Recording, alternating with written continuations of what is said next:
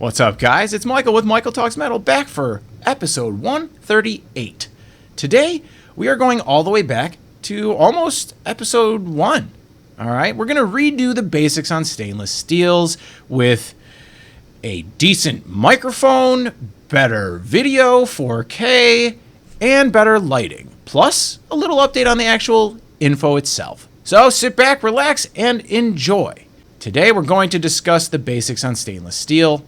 And we see it all the time, all right? Every day, we see bridges and railroad tracks and scaffolding and sculptures and buildings. And when we walk under these bridges, there's just flakes that appear to be falling off of this metal. Fences and bridges, they show the rust, right? And we see that steel corrodes. Steel with moisture and oxygen forms rust. Boo, rust. Rust is porous. And that will continue to grow and flake until ultimately consuming all of the steel. Not good. But if we add enough chromium to steel, it has the effect of allowing only a thin layer of oxide to form that does not allow the corrosion to continue. A stainless steel. The degree of corrosion resistance depends on the amount of chromium in the alloy and the effects of some of the other elements. Various compositions have been established as standard alloys. So which alloy do we use? Specific environment, temperature, strength required, fabricability, and ultimately cost are all involved in selecting which stainless steel is used in any given application. Stainless steels are classified as Austenitic, Ferritic, Martensitic, Precipitation Hardening, or Duplex based on their metallurgical structure. So let's take a look and discuss some of these briefly. Austenitic stainless steels, the AISI 200 and 300 series, are not hardenable by heat treatment. 2 and 300 series alloys, not hardenable by heat treatment. These grades are austenitic from over 1900 degrees Fahrenheit to minus 300 degrees Fahrenheit. There is little or no response to a magnet under normal conditions. Cold working this material can make it slightly magnetic, though. Common types known generally as 18-8, and 18-8 means there's a nominal amount of chromium at 18% and nickel at 8%, and the common types are 303, 304, 316. And 316 also has molybdenum, and when that is added, it boosts the corrosion performance as compared to 304 in many environments.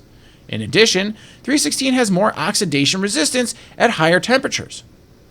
Type 303 has sulfur added, which improves the machining characteristics, but sacrifices some corrosion performance. The annealed condition is the most corrosion resistant and most commonly used.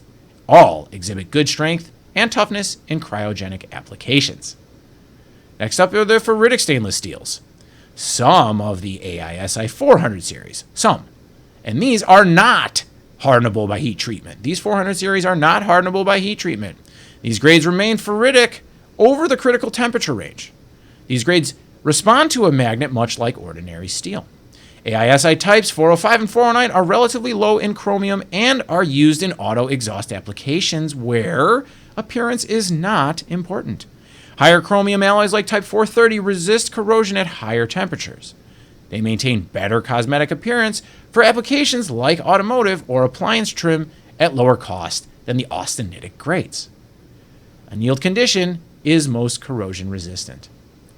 Next up are the Martensitic stainless steels, which is the balance or the remainder of the AISI 400 series. They are hardenable by conventional heat treatment. Heat treatment is similar to heat treating alloy steels. They have an austenitic structure at high temperature and will transform with rapid cooling to a Martensitic structure. They are typically used in a fully hardened condition for best corrosion performance, in addition to having high strength and hardness. Depending on type, hardness can be from mid-30s RC, which stands for Rockwell C, from mid-30s RC hardness for types 410 and 416 to a 60 RC for type 440C. Heat-treated hardness is dependent on carbon content. Maximum hardness increases with carbon content. These types also respond to a magnet like the ferritic. pH stainless steels, the AISI 600 series. pH stands for Precipitation Hardening. That means they are hardenable by heat treatment. They also typically respond to a magnet. Most common alloy is type 630, commonly known as 17-4. So, equal. 630, 17-4, same thing. Okay? So the pH grades have a heat treatment that consists of a high temperature solution treatment, aka annealed or solution annealed. And again, it's followed by an aging at temperatures between 900 degrees Fahrenheit and 1150 degrees Fahrenheit. Strength and general corrosion performance is higher with aging at 900. Strength is reduced with higher aging temperature, but toughness increases. Corrosion performance also improves for some specific environments. Strength and corrosion performance are both considerations and applications for these grades. Last up, duplex stainless steels. Stainless steels with a mixed structure of austenite and ferrite have characteristics of each type. The most common alloy of this type is Duplex 2205. A little long-winded, I know, but that's going to wrap us up for today, so please do not forget to check the specs.